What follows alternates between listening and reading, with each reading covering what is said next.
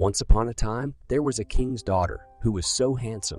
There was nothing in the world to be compared with her for beauty, and she was called the Fair with Golden Hair, because her locks were like the finest gold, marvelously bright and falling all in ringlets to her feet.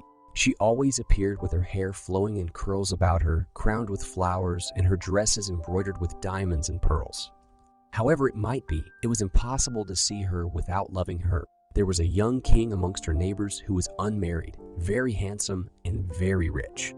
When he heard all that was said about the Fair with Golden Hair, although he had never seen her, he felt so deeply in love with her that he could neither eat nor drink, and therefore resolved to send an ambassador to ask her hand in marriage.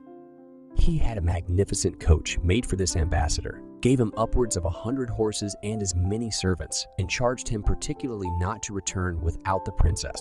From the moment that the envoy had taken leave of the king, the whole court talked of nothing else. And the king, who never doubted that the Fair with Golden Hair would consent to his proposal, ordered immediately fine dresses and splendid furniture to be prepared for her. While the workmen were hard at work, the ambassador arrived at the fair one's court and delivered his little message. But whether she was that day out of temper, or that the compliment was not agreeable to her, she answered the ambassador that she thanked the king, but had no inclination to marry. The ambassador quitted the court of the princess very low, spirited at not being able to bring her with him. He carried back all the presents he had been the bearer of from the king, for the princess was very prudent, and was perfectly aware that young ladies should never receive gifts from bachelors. So she declined accepting the beautiful diamonds and the other valuable articles, and only retained in order not to affront the king, a quarter of a pound of English pence. When the ambassador reached the capital city of the king, where he was so impatiently awaited, everybody was afflicted that he did not bring back with him the Fair with Golden Hair, and the king began to cry like a child. They endeavored to console him, but without the least success. There was a youth at court who was as beautiful as the sun and had the finest figure in the kingdom. On account of his graceful manners and his intelligence, he was called Avenant. Everybody loved him, except the envious, who were vexed that the king conferred favors upon him and daily confided to him his affairs. Avenant was in company with some persons who were talking of the return of the ambassador and saying he had done no good. "If the king had sent me to the Fair with Golden Hair," said he to them carelessly, "I am certain she would have returned with me." These mischief makers went immediately to the king and said, "Sire, you know not what Avenant asserts, that if you had sent him to the Fair with Golden Hair, he would have brought her back with him. Observe his malice. He pretends that he is handsomer than you, and that she would have been so fond of him that she would have followed him anywhere." At this, the king flew into a rage so terrible that he was quite beside himself. "Ha ha!" he cried. "This pretty minion laughs at my misfortune and values himself above me. Go, fling him into the great tower and let him starve to death." The royal guards hastened in search of Avenant, who had quite forgotten what he had said. They dragged him to prison, inflicting 1,000 injuries upon him. The poor youth had only a little straw to lie upon, and would soon have perished but for a tiny spring that trickled through the foundations of the tower, and of which he drank a few drops to refresh himself, his mouth being parched with thirst. One day, when he was quite exhausted, he exclaimed with a heavy sigh, "What does the king complain of? He has not a subject more loyal than I am. I have never done anything to offend him." The king by chance passed close by the tower, and hearing the voice of one he had loved so dearly, he stopped to listen, notwithstanding those who were with him, who hated Avenant, and said to the king, "What interests you, sire? Do you not know he is a rogue?" The king replied, "Leave me alone. I would hear what he has to say." Having listened to his complaints, the tears stood in his eyes. He opened the door of the tower and called to the prisoner.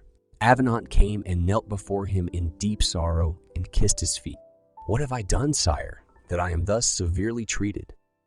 "You have made game of me and of my ambassador," answered the king. "You have boasted that if I had sent you to the Fair with Golden Hair, you would certainly have brought her back with you."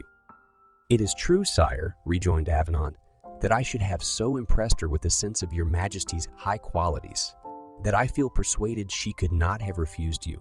And in saying that, sire, I uttered nothing that could be disagreeable to you." The king saw clearly that Avenant was innocent. He cast an angry look upon the people who had undermined his favorite, and brought him away with him, sincerely repenting the wrong he had done to him. After giving him an excellent supper, He called him into his cabinet and said to him, "Avenant, I still love the fair with golden hair. Her refusal has not discouraged me, but I know not what course to take to induce her to marry me. I am tempted to send you to her to see if you could succeed." Avenant replied that he was ready to obey him in everything and that he would set out the next day. "Hold," said the king, "I would give you a splendid team." "It is unnecessary," answered Avenant. "I need only a good horse and letters of credence from your majesty." The king embraced him, for he was delighted to find him prepared to start so quickly. It was on a Monday morning that he took leave of the king and of his friends to proceed on his embassy, quite alone and without pomp or noise. His mind was occupied solely with schemes to induce the fair with golden hair to marry the king.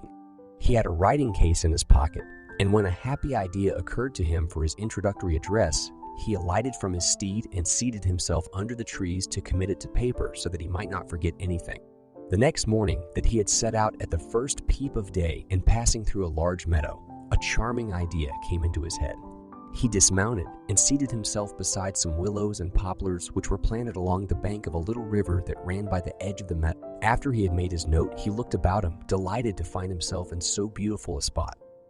He perceived on the grass a large gilded carp gasping and nearly exhausted, for in trying to catch some little flies it had leaped so far out of the water that it had fallen on the grass and was all but dead. Avenant took pity upon it, and although it was a fast day and he might have carried it off for his dinner, he picked it up and put it gently back into the river. As soon as my friend the carp felt the freshness of the water, she began to recover herself and glided down to the very bottom. Then rising again joyously to the bank of the stream, "Avenant," said she, "I thank you for the kindness you have done me, but for you I should have died. You have saved me. I will do as much for you."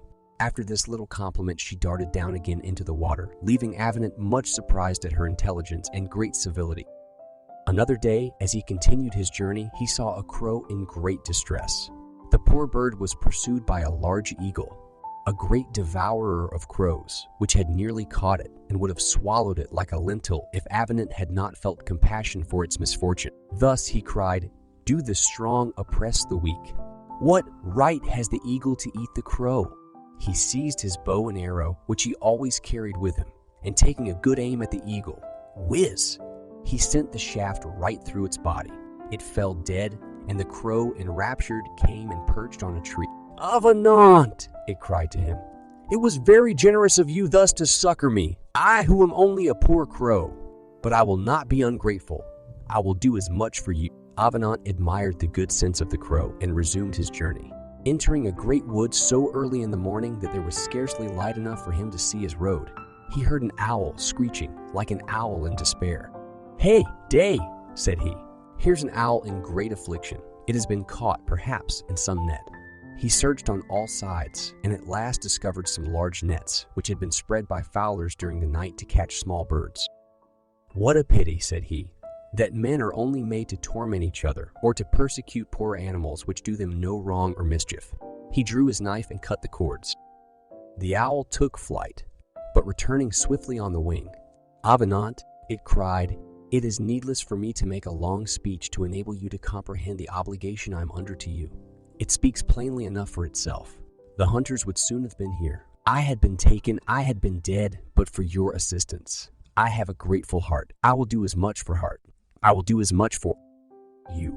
These were the three most important adventures which befell Avenant on his journey. He was so eager to reach the end of it that he lost no time in repairing to the palace of the fair with golden hair. Everything about it was admirable. There were diamonds to be seen in heaps, as though they were pebbles, fine clothes, sweetmeats, money, the most wonderful sight that ever was seen. And Avenant thought in his heart, if he could persuade the princess to leave all this to go to the king his master, he should be very lucky indeed. He dressed himself in a suit of brocade with a plume of carnation and white feathers, combed and powdered himself, washed his face, put a richly embroidered scarf around his neck with a little basket, and in it a beautiful little dog which he had bought as he came through Boulogne. Avenant was so handsome, so amiable, and did everything with so much grace that when he presented himself at the palace gate, the guards saluted him most respectfully, and they ran to inform the fair with golden hair that Avenant, ambassador from the king, her nearest neighbor, requested to be presented to her. At the name of Avenant, the princess said, that betokens something agreeable to me. I would wager he is a pretty fellow and pleases everybody." "Yes, in sooth, madam," exclaimed all her maids of honor. "We saw him from the loft in which we were dressing your flax, and as long as he remained under the windows, we could do no work." "Very pretty," replied the fair with golden hair, "amusing yourselves with looking at young men. Here, give me my grand gown of blue embroidered satin and arrange my fair hair very tastefully. Give me some garlands of fresh flowers, my high-heeled shoes, and my fan. Let them sweep my presence chamber and dust my throne. For I would have him declare everywhere that I am truly the fair with golden hair." All her women hastened to attire her like a queen. They were in such a hurry that they ran against each other and made scarcely any progress. At length, however, the princess passed into the great gallery of mirrors to see if anything was wanting, and then ascended her throne of gold, ivory, and ebony, which emitted a perfume like balsam, and commanded her maids of honor to take their instruments and sing very softly so as not to confuse anyone. Avenant was ushered into the hall of audience. He was so struck with admiration that he has since declared frequently that he could scarcely speak. Nevertheless, he took courage and delivered his oration to perfection. He beseeched the princess that he might not have the mortification of returning without her. "Gentle Avenant," she replied, "the arguments you have adduced are all of them exceedingly good, and I assure you I should be very happy to favor you more than another. But you must know that about a month ago I was walking by the riverside with all my ladies in waiting, and in pulling off my glove in order to take some refreshment that was served me, I drew from my finger a ring which unfortunately fell into the stream. I valued it more than my kingdom. I leave you to imagine the grief its loss occasioned me. I have made a vow never to listen to any offers of marriage if the ambassador who proposes the husband does not restore to me my ring. You now see, therefore, what you have to do in this matter. For though you should talk to me for a fortnight, night and day, you would never persuade me to change my mind." Avenant was much surprised at this answer. He made the princess a low bow and begged her to accept the little dog, the basket, and the scarf. But she replied that she would receive no presents, and bade him go and reflect on what she had said to him. When he returned to his lodgings, he went to bed without eating any supper, and his little dog, whose name was Cabriole, would take none himself, and went and laid down beside his master. All night long, Avenant never ceased sighing. "Where can I hope to find a ring that fell a month ago into a great river?" said he. "It would be folly to attempt looking for it. The princess only named this condition to me because she knew it was impossible for me to fulfill it." And then he sighed again and was very sorrowful. Cabriole, who heard him, said, "My dear master, I entreat you not to despair of your good fortune. You are too amiable not to be happy. Let us go to the riverside as soon as it is daylight." Avenant gave him 2 little pats without saying a word, and worn out with grieving, fell asleep. Cabriole, as soon as he saw daybreak, frisked about so that he woke Avenant and said to him, "Dress yourself, master, and let us go out." Avenant was quite willing. He arose, dressed, and descended into the garden, and from the garden strayed mechanically towards the river, on the banks of which he strolled with his hat pulled over his eyes and his arms folded, thinking only of taking his departure, when suddenly he heard himself called by his name, "Avenant, Avenant." He looked all around him and could see nobody. He thought he was dreaming. He resumed his walk, when again the voice called, "Avenant, Avenant." "Who calls me?" he asked. Cabriole, who was very little and was looking close down into the water, replied, "Never trust me if it be not a golden carp that I see here." Immediately the carp appeared on the surface and said to Avenant, "You saved my life in the nettle, tree meadow, where I must have perished, but for your assistance. I promise to do as much for you. Here, dear Avenant, is the ring of the fair with golden hair." Avenant stooped and took the ring out of his friend the carp's mouth, whom he thanked 1,000 times. Instead of returning to his lodgings, he went directly to the palace, followed by little Cabriole, who was very glad he had induced his master to take a walk by the riverside. The princess was informed that Avenant requested to see her. "Alas, poor youth," said she. "He has come to take leave of me. He is convinced that I required an impossibility, and he is about to return with these tidings to his master." Avenant was introduced and presented her with the ring, saying, "Madam, I have obeyed your commands. Will it please you to accept the king, my master, for your husband?" When she saw her ring quite perfect, she was so astonished, that she thought she was dreaming. "Really," said she, "courteous Avenant, you must be favored by a fairy, for by natural means this is impossible. "Madam," he answered, "I am not acquainted with any fairy, but I was very anxious to obey you." "As you are so obliging," continued she, "you must do me another service without which I never will be married. There is a prince not far from here named Galifron, who has taken it into his head he will make me his wife. He declared to me his determination, accompanying it by the most terrible threats that if I refused him, he would lay waste my kingdom. But judge if I could accept him. He is a giant taller than a high tower. He eats a man as a monkey eats a chestnut. When he goes into the country, he carries in his pockets small cannons which he uses for pistols, and when he speaks very loud, those who are near him become deaf. I sent word to him that I did not wish to marry, and that he must excuse me, but he has never ceased to persecute me. He kills all my subjects, and before anything can be done, you must fight him and bring me his head." Avenant was a little astounded at this proposition. He mused for a few minutes upon it, and then answered, "Well, madam, I will fight Galifron. I believe I shall be conquered, but I will die as becomes a brave man." The princess was much surprised at his determination. She said 1,000 things to prevent his undertaking the adventure. It was of no use. He withdrew to seek for weapons and everything else he might require. When he had made his preparations, he replaced little Cabriole's basket, mounted a fine horse, and rode into the dominions of Galifron. He inquired about him of all he met, and everyone told him he was a very demon whom nobody dared approach. The more he heard of him, the more his alarm increased. Cabriole encouraged him and said, "My dear master, while you fight him, I will bite his legs. He will stoop to rid himself of me, and then you can kill him easily." Avenant admired the wit of the little dog, but he knew well enough that his help could be of little avail. At length he arrived in the neighborhood of Galifron's castle. All the roads to it were strewed with the bones and bodies of men whom he had eaten or torn to pieces. He did not wait long before he saw the monster coming through a wood. His head was visible above the highest trees, and he sang in a terrible voice, "Ho, bring me some babies, fat or lean, that I may crunch 'em my teeth between. I could eat so many, that in the wide world there would not be left any." Upon which Avenant immediately sang to the same tune, "Ho, here's Avenant to be seen. Who comes to draw your teeth so keen? He's not the greatest man to view, but he's big enough to conquer you." The rhymes were not quite adapted to the music, but he made them in a great hurry, and it is really a miracle they were not much worse, for he was in a desperate fright. When Galifron heard these words, he looked about him in every direction and caught sight of Avenant, who, sword in hand, uttered several taunts to provoke him. They were needless, however.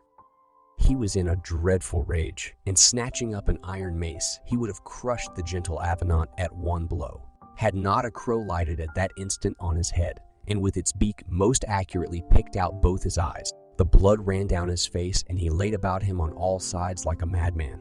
Avenant avoided his blows and gave him such thrusts with his sword, running it up to the hilt in his body, that at last he fell bleeding from 1,000 wounds. Avenant quickly cut off his head, quite transported with joy at his good fortune, and the crow, who had perched itself on the nearest tree, said to him, "I have not forgotten the service you rendered me in killing the eagle which pursued me. I promised you I would return the obligation. I trust it. Have done so today." "I owe all to you, Monsieur Crow," replied Avenant, "and remain your obliged servant," and forthwith mounted his horse laden with the horrible head of Galifron. When he reached the city, all the people followed him, crying, "Behold the brave knight who has slain the monster." So that the princess, who heard a great uproar and who trembled, lest they should come and announce to her the death of Avenant, dared not inquire what had happened. But the next moment she saw Avenant enter, bearing the giant's head, which still impressed her with terror, although there was no longer any occasion for alarm. "Madam," said Avenant to the princess, "your enemy is dead.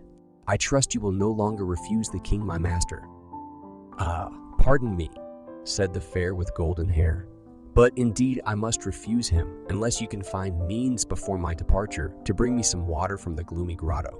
Hard by there is a deep cavern, full 6 leagues in extent. At the mouth of it are 2 dragons who prevent anyone from entering. Flames issue from their jaws and eyes. Inside the cavern is a deep pit, into which you must descend. It is full of toads, adders, and serpents. At the bottom of this pit there is a small cavity through which flows the fountain of health and beauty. Some of that water I must absolutely obtain, whatever is washed with it becomes something marvelous. If persons are handsome, they remain so forever. If ugly, they become beautiful. If young, they remain always young. If old, they become young again.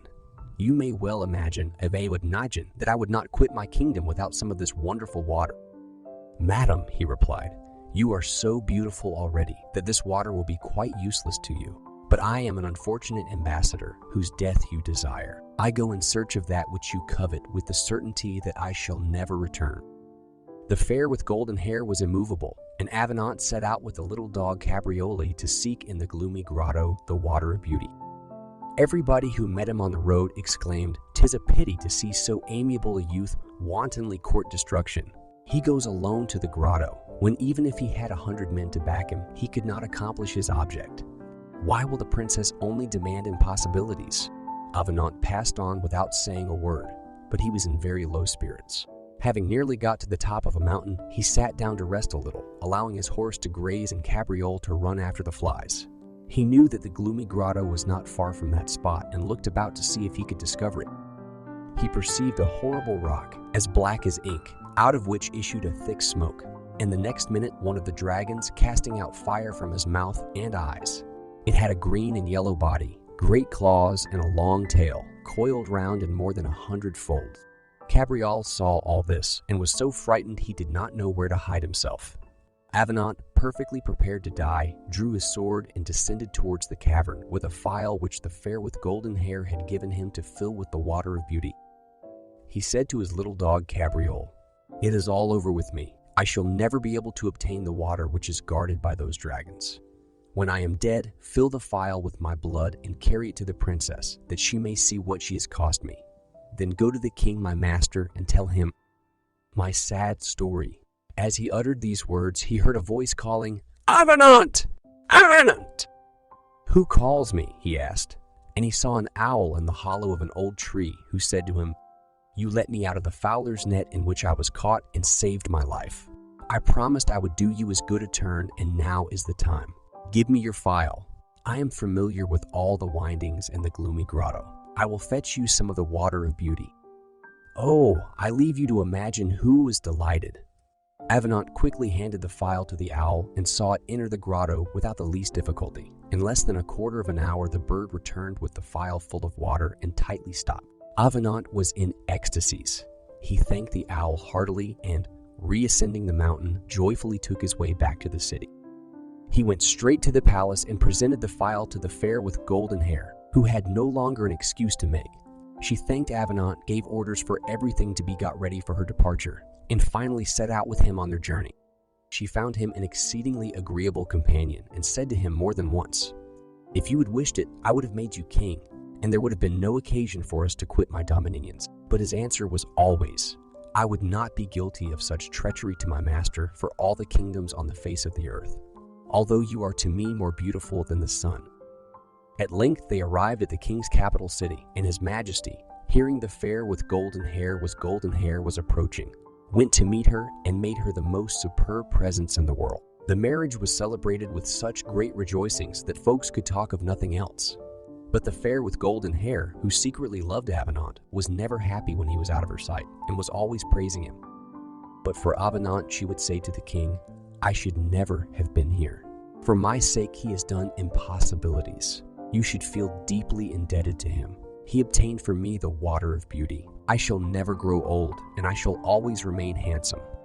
The envious courtiers who heard the queen express herself thus said to the king, "You are not jealous, and yet you have good cause to be so. The queen is so deeply in love with Avenant that she can neither eat nor drink. She can talk of nothing but him and of the obligations you are under to him. As if anyone else it had pleased you to send to her would not have done as much." "That's quite true," said the king. "Now I think of it, let him be put in the tower, with irons on his hands and feet." Avenant was accordingly seized, and in return for his faithful service to the king, fettered hand and foot in a dungeon. He was allowed to see no one but the gaoler, who threw him a morsel of black bread through a hole, and gave him some water in an earthen pan. His little dog Cabriole, however, did not desert him, but came daily to console him and tell him all the news. When the fair with golden hair heard of Avenant's disgrace, she flung herself at the king's feet. and, bathed in tears, implored him to release Avenant from prison. But the more she entreated, the more angry the king became, for he thought to himself, "It is because she loves him." So he refused to stir in the matter. The queen ceased to urge him and fell into a deep melancholy. The king took it into his head that perhaps she did not think him handsome enough. He longed to wash his face with the water of beauty, in hopes that the queen would then feel more affection for him.